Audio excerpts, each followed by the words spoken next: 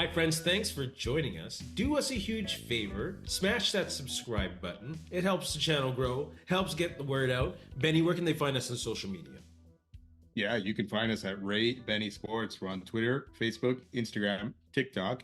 Check us out also on Reddit and Discord. And don't forget, leave us a rating on your favorite podcast provider. And special shout out to our show sponsor, Fahrenheit Airbrushing. Stand out on the ice, pavement, field, or in the stands with a custom airbrushed helmet, goalie mask, or any type of project. A local Manitoba business with affordable solutions. Check out Fahrenheit Airbrushing on Facebook or call them at 204-891-7431. And don't forget to tell them that Ray and Benny sent you.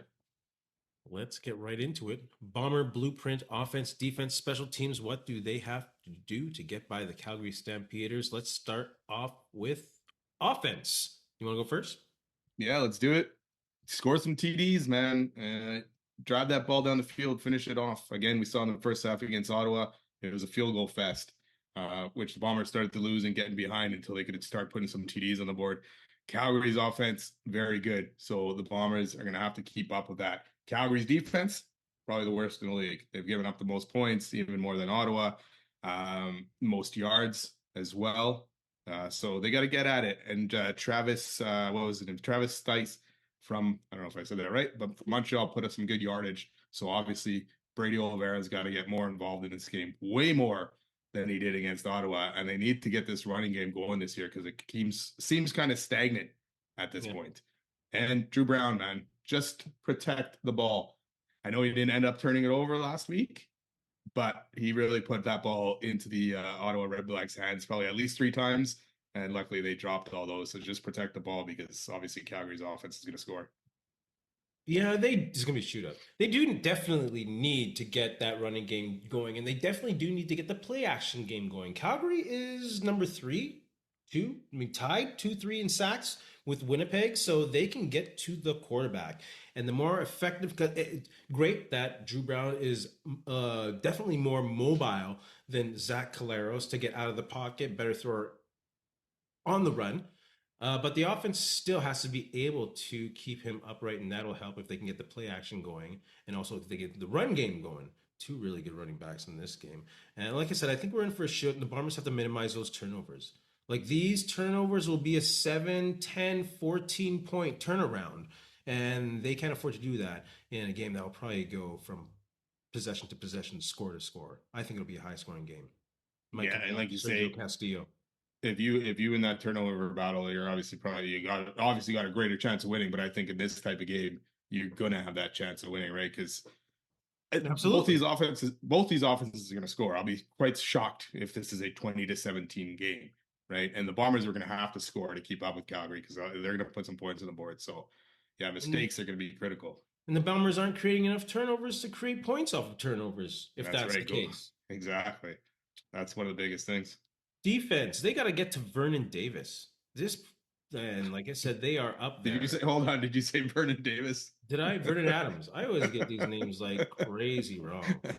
They got to get to the quarterback. That pass rush has got to get pressure on him. Got to get him thinking about the pass rush, because if Vernon Adams has happy feet, not using his mobility to his advantage, but needing to move because he's not comfortable in the pocket, I think that's very much the Bombers' advantage.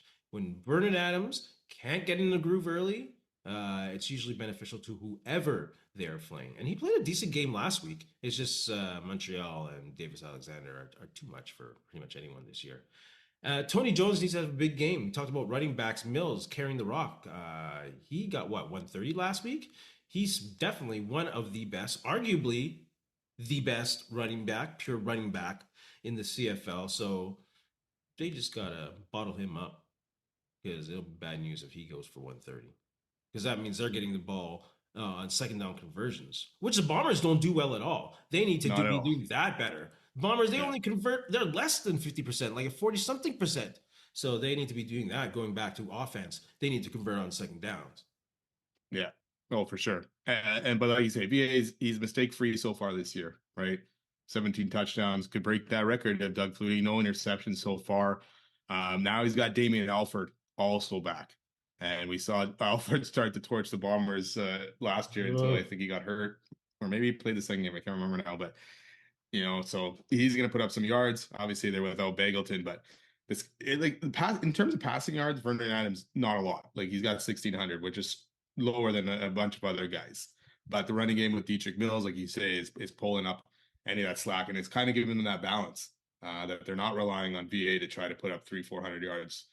Different story against Montreal, but create turnovers like we talked about.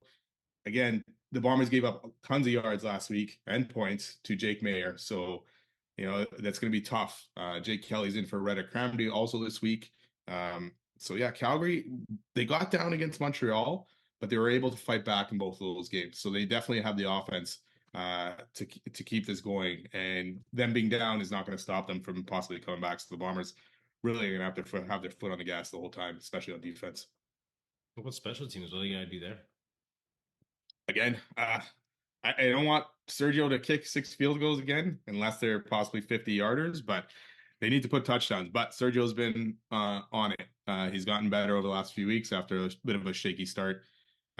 2 great returners again here with Trey Valvel and Tyreek McAllister, so we could see some fireworks there. But I like the Bombers coverage team so far. It's been pretty good. Hasn't let any big returns. Held Pimpleton in check last week, so they may have to win the field goal battle. What's his name? Jude McTamaney? Only 10 field goal attempts so far this season, which is kind of crazy. For how many points Calgary scored too. Calgary also has a good cover team. I don't see either kick returner having a huge game. Yeah, it's obvious like these are 2 guys who can pop it off at any time. But just in regards to statistically and who ranks up there, Bombers and Calgary both are able to cover kicks very well. I don't know if that's like because Calgary had such a long-standing, solid special teams coach, and what's his name in Edmonton? Craig Dickinson, is it? From Saskatchewan, right? Nope. Before the Edmonton head coach. What's his name? Exactly. Kill him, Matt. Thank you. Yeah, he was so I don't know if there's a tradition coming from there that their special teams are strong, but they have special teams are strong.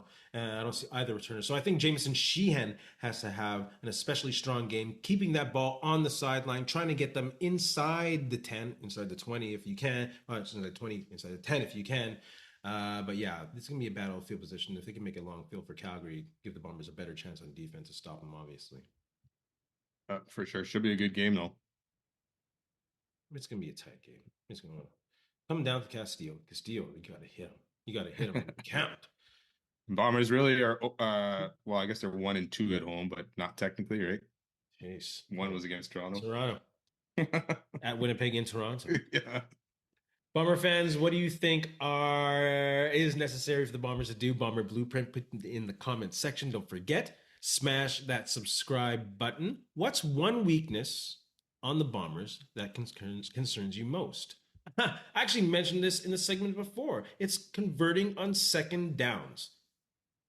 Like, they are only ahead of Ottawa. That is not good. Like, to be competitive, you'd like to see your team probably at 55, 57%, to stay in the game at least 50, but they're not hitting that. So second down conversions, they got to work on that. That concerns me, especially going deeper into the year when it gets a little colder, the offense, so yeah.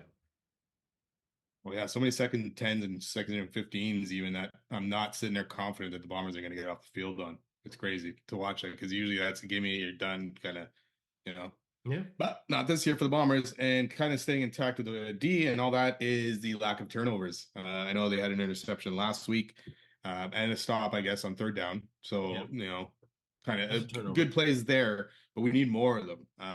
Need some fumbles. Need these guys to make a play and finish these drives sometimes that are marching down the field, right? Like Ottawa marched down the field last week in long drives. It was crazy to kind of watch that. And yes, the Bombers held in that first half for the most part to field goals, but they got to make those stops, and turnovers are definitely going to help them if they can start ramping those up. Bomber fans, what concerns you most about this current team? Also, Bomber fans, don't forget to smash that subscribe button. Which player on the current Bombers roster would fit right in with the Mike Reilly Grey Cup teams? Going on this because the Mike Reilly Grey Cup teams of 1988 and 1990, GM'd by Cal Murphy, are going into the Blue Bomber Hall of Fame. So, which players on the current Bombers roster doesn't necessarily mean talent, doesn't necessarily mean tenure. It could just mean personality, even would fit right in with those Mike Reilly Grey Cup teams. I picked 3. I don't know how many you picked if you want to go back and forth. Yeah, I got a few on here. All right, you go first. All right. Well, I'm going to go with one of the main ones for the Bombers now, and Brady Oliveira. I think with that old line and his physicality, he was he is versatile, and I think he would have thrived in those offenses and really helped the Bomber. I know they had great running games already, but I think Oliveira would do very well in that situation. Yeah, he's in lineage with Andrew Harris. I'm going to go on defense, and I'm going to go Willie Jefferson. He's a Texas guy like James West. He totally reminds, like, obviously they play different positions on defense, but just being in regards of being a defensive leader. Oh, they're both tall, lanky players as well on defense. Definitely aggressive. So I'm going to say Willie Jefferson would blend right into it. I picked a couple defensive guys. Ooh. Who do you got? I agree. Willie I agree Jefferson? with you. Before you move on, I do agree with you. Willie Jefferson was one of my guys too. Yeah. I think he would fit right in with that defense, right? The personality all together.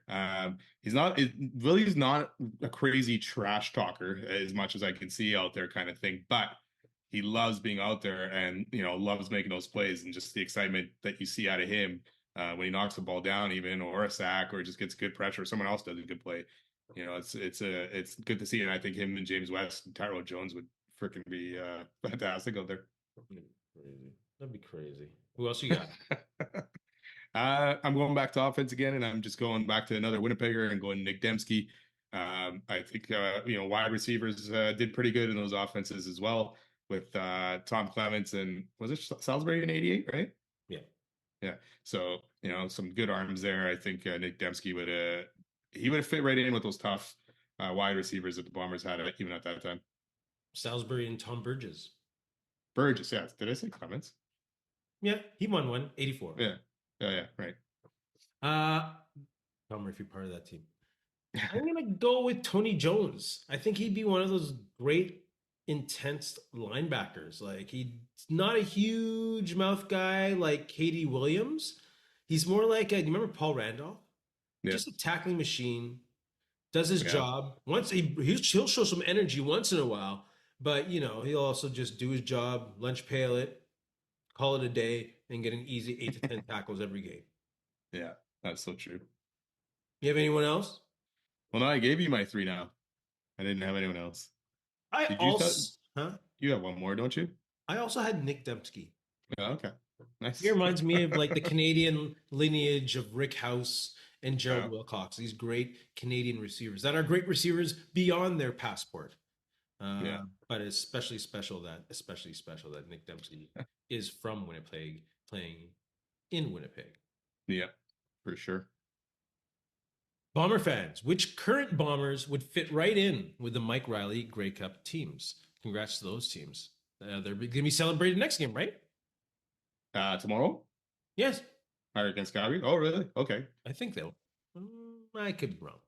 Won't be there tomorrow, but going next week against BC. And I think it's Big Hill next week. They're not even in Winnipeg. Shoot. Yeah, they're doing something for Big Hill next week, I think. So yeah. Bomber fans, already asked you. Don't forget, smash that subscribe button. On a scale of 1 to 10, what are the chances we see quarterback Diego Pavia in the CFL this season? You go first. I'm going to say maybe a 2, but really a 1. I know Winnipeg owns his rights. I feel like he's just going to kick around the NFL for a while. As far as I know, or he doesn't have an agent at all, so it's just himself. So, he doesn't have somebody probably telling him, hey, this might be the best path for you. And this probably the CFL would be his best career path and the best chance to actually continue to play football, I guess. I mean, you got the UFL though, right? But yeah. I think he's just going to try and stick in the NFL as much as possible. And, there's some QB needy teams, but I don't think he'll be able to come into the CFL and start playing right away anyways. No, I think he's a U guy. If anything. UFL? Yeah.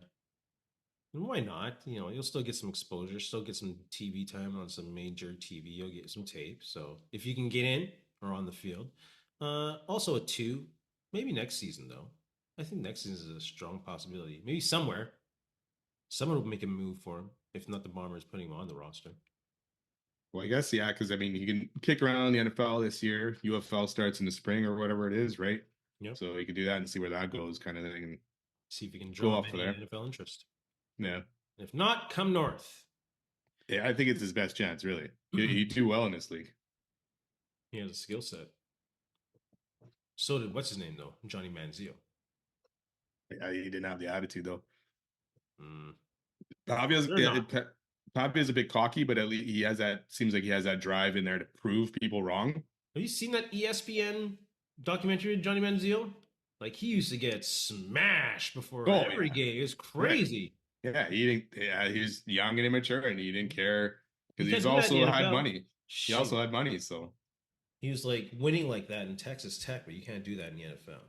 no, exactly right. Things change. What's one word you'd use to describe the 2026 Bombers so far?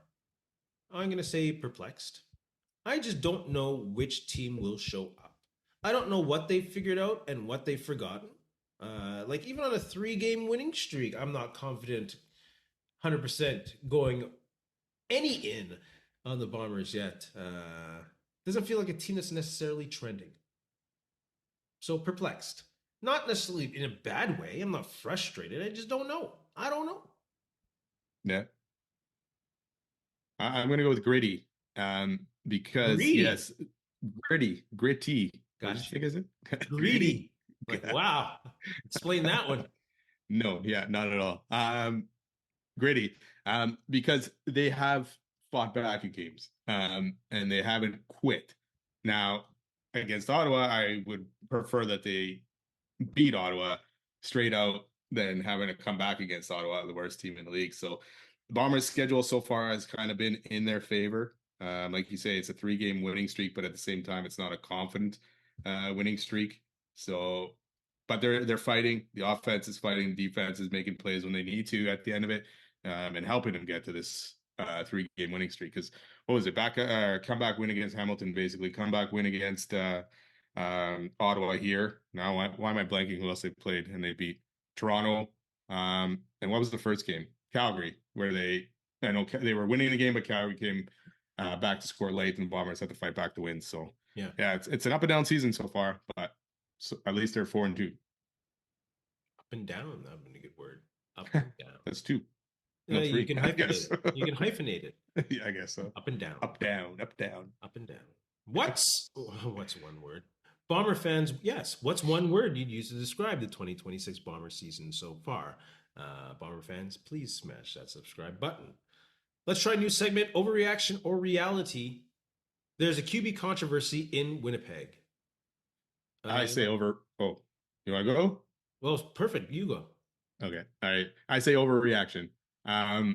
Drew Brown, unfortunately, I know I had to come back win. We talked about that, but wasn't impressive, in a lot of parts of it. And he probably should have almost lost that game, I guess, if you want to say that, with Ottawa dropping a bunch of interceptions. So I think Zach is still his job. Who knows what happens after this game against Calgary, but for today, I think Zach is still the guy. I say reality based on what you just said. After this game, who knows? I think after this game, who knows? If he has a crazy game, then yeah, who knows? He might be the starter. They might press Zach to sit down a little longer just to give him a little more play. I don't know. So that's why I think it's a reality. There's a controversy here, or just brewing, but it's happening. Well, yeah, you got to see Drew Brown do it over a 60-minute, right? A full 60-minute play, it proper, like good, finished drives for touchdowns. And I know sometimes the play calling it's not on him, or somebody else messes up, but that's what you need to see at him now. And if he can do that against Calgary, hey, we might have this conversation different next week. Yeah, but I also think there's enough tape on him over the years to show that he can do it over 60, especially with a garbage team in front of him.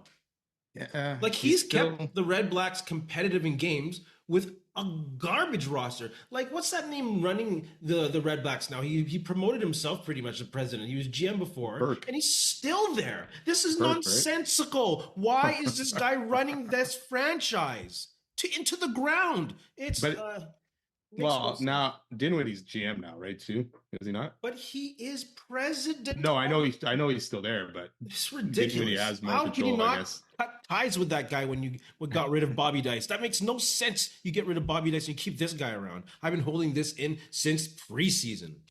Well, it wasn't just Bobby Dice. Who was there before that? Jeez, makes Campbell. and still it was this guy. Oh. Yeah. Ottawa, get no. I'm not going to say that. No one deserves to be fired. Overreaction, just right there. Overreaction or reality? Winnipeg's pass rush is championship caliber. Oh, overreaction for sure. They've had like 2 really good games and steady in a couple others. So overreaction for me. Yeah. Excuse me. I agree with you on that one. They've had some good moments. And obviously I like Willie Jefferson and Jake Sresna. They're very good, but still trying to figure out that other side. And if, what's his name? David Reese, is it David, right? Yes. Can start to get it going a little bit. I've actually liked what I've seen from him. Yes. But if he can get it going a little bit more, then yeah, maybe this D-line does turn into that, because now you got a threat on the other side as well. Yeah. Championship caliber. That's like Jeff Goat years. Yeah. Jeff Goat with Casey Sales? And Congo? Was that not the first year?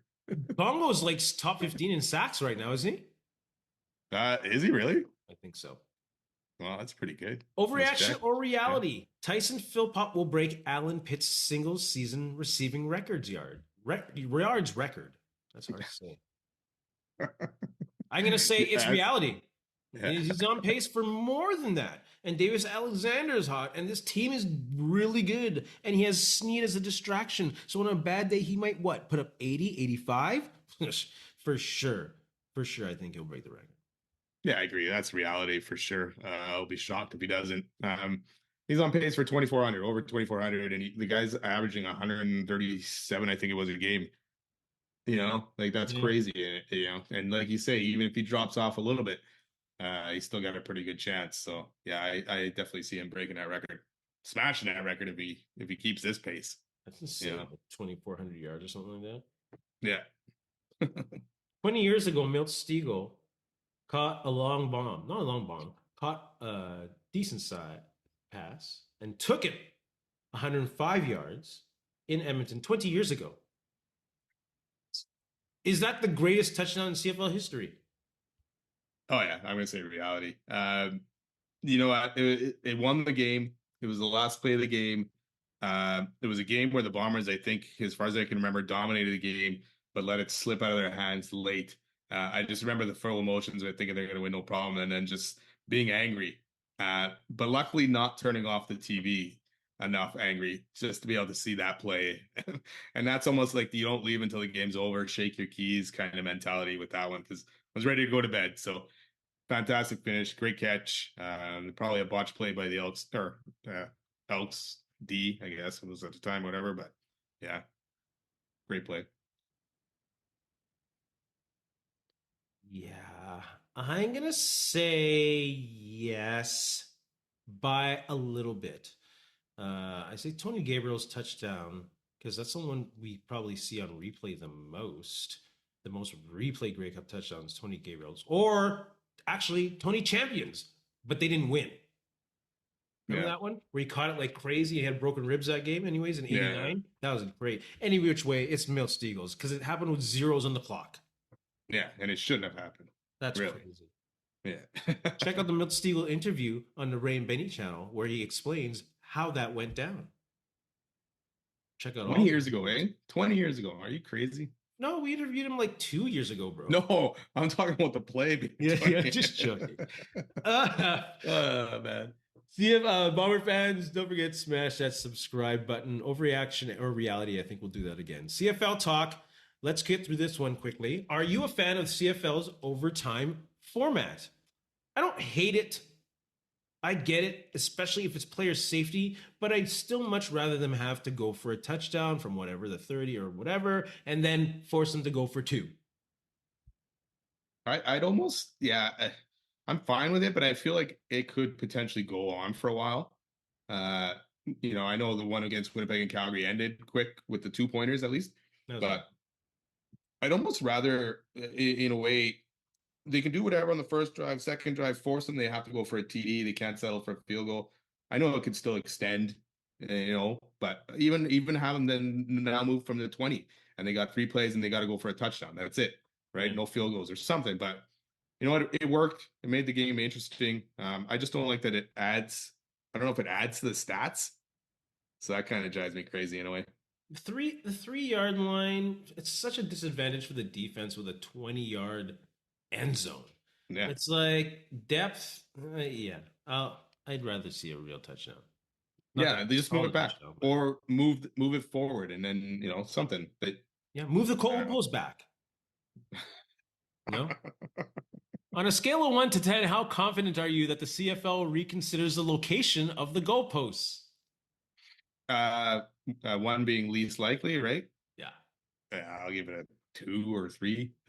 As much as I'd love for them to leave them where they are, because I'm going to miss seeing field goal returns and Vavel a couple weeks ago. Yeah. All that kind of stuff, right? I'm going to miss that. And I know they're doing it for player safety, but how many times has a player gone hurt, and how many times has it really interfered in the play? Right? It's not often.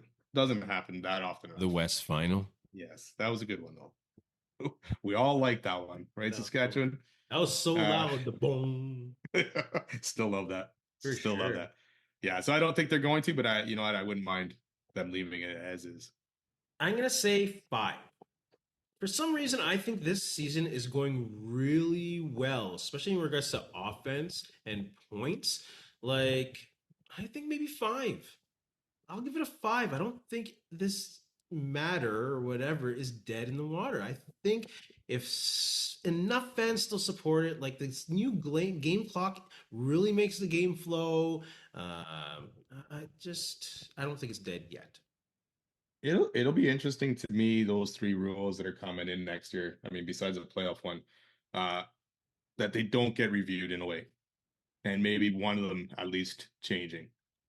Because they got to be looking at this going, okay, the season's going really good. We got guys putting up career or record-breaking stats for wide receiver stats. We got some good running backs going, and points are there, right? The only problem now is quarterbacks are starting to get hurt of it, which is going to affect some of the play.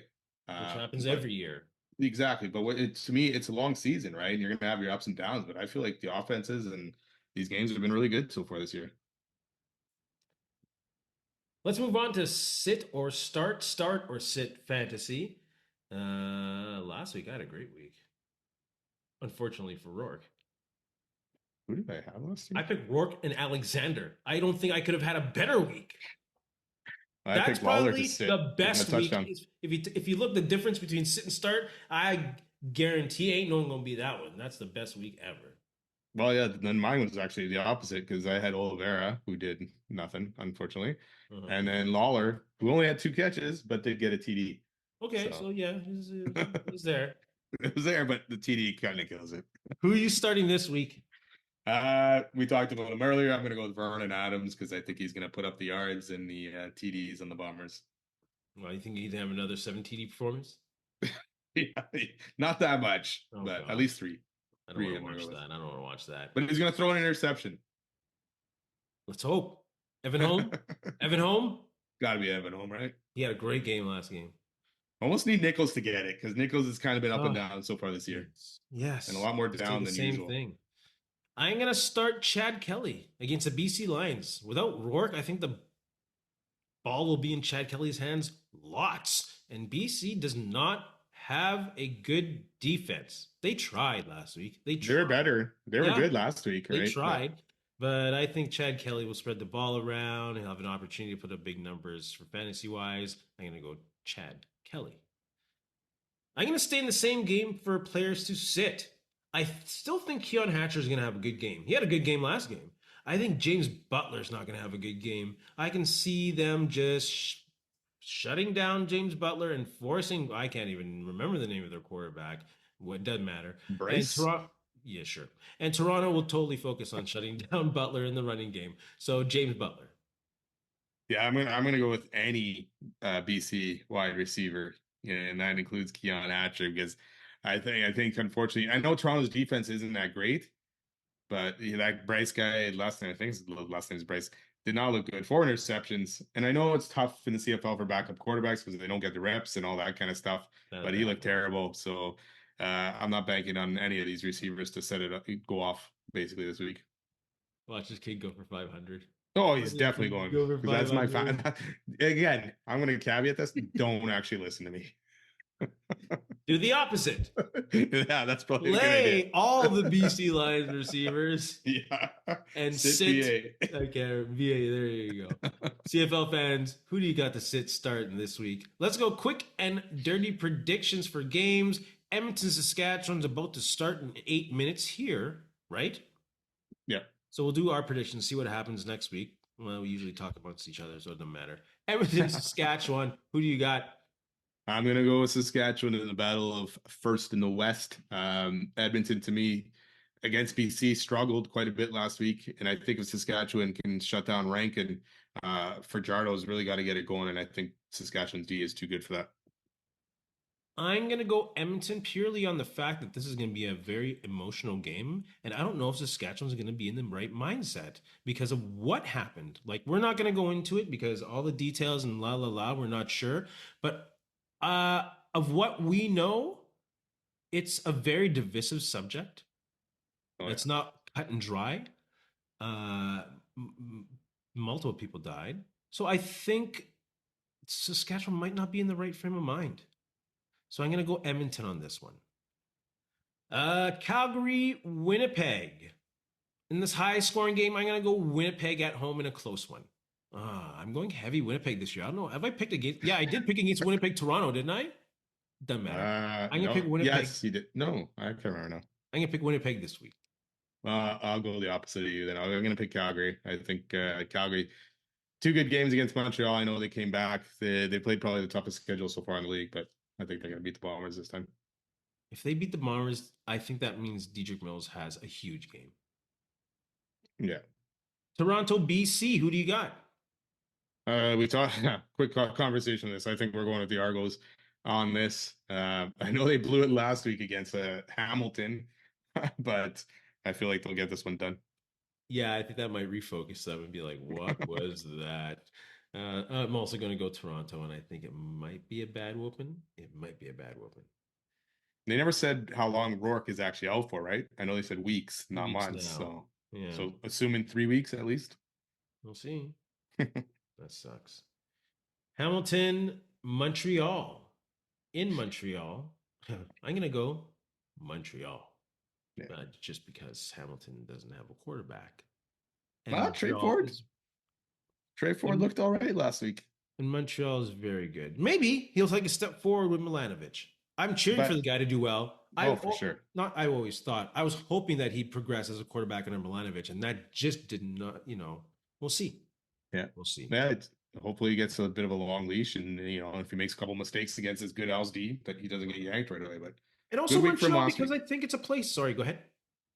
No, just a good week last week for the guy. But we've seen him before have a good game and then come back with a stinker. So yeah, many times. Yes. Yes. And I also think a factor is Montreal is starting to be a hard place to play in. Yeah. That environment, like, it was good after they won the Grey Cup, but there's something really brewing now in Montreal. Yeah, they're playing good. And David, they have the best quarterback in the league. Yeah. They have the best quarterback in the league. Did I have a question about that? And did we talk about that? Did I miss a question? You did. What was the question? See, I knew after I mentioned his name, I'm like, didn't we have a Davis Allen over the next 5 years? Oh, could I just, and the look on your face, I think I could see it in your face when you realized you missed that one. Was there a look? Yeah, you came to the realization that, hey. We did not say that. No. That's a weird way the brain works, eh? Yeah, exactly. Overreaction or reality? Over the next 5 years, Davis Alexander will cement himself as a top 5 CFL QB of all time. I'm going to say overreaction right now. Obviously he's very good. Talent is there, right? But you got names like Doug Flutie, Cavillo, Allen, Warmoon, Lancaster, Ricky Ray. He's going to have to pass those guys. He could end up in the top 10 in the next 5 years, and then by the end of his career in that top 5. But yeah, not there yet. Or he won't get there yet. But he's good. Yeah. Good. I'm going to put my chips in the middle of the table and say reality. Wow. I think the timing is there. I think this Montreal team is going to be good for a while. I think him and Jason Moss are going to be a combination for a while. This is not an old team playing here, so they won't be old for a while. And there are a lot of old QBs. Nathan Rourke's starting to get hurt more regularly. Zach Caleros is on his way out. Jake Meyer is not competition. Trevor Harris is on his way out. He will be the sole elite QB in this league for a good couple of years and just to dominate. So I'm going to put chips on the table. Say yes. It's reality. All right. Crazy. That's a big one. It's crazy, eh? Yeah. CFL fans. Good thing we went back to that one. They're like, Ray has no attachment to reality. Benny, what do you have to say to our friends? You know what? Thanks a lot for listening. Don't forget to subscribe and follow, and Go Bombers Go. And in the words of Ed Whalen, in the meantime and between time, that's it. Another edition of Ray and Benny Talk Sports. Hey, friends and neighbors, don't forget to check us out online on Facebook, TikTok, Instagram, and Twitter at Ray Benny Sports. And don't forget to check out our YouTube channel. Leave a like, leave a comment, tell us what you think.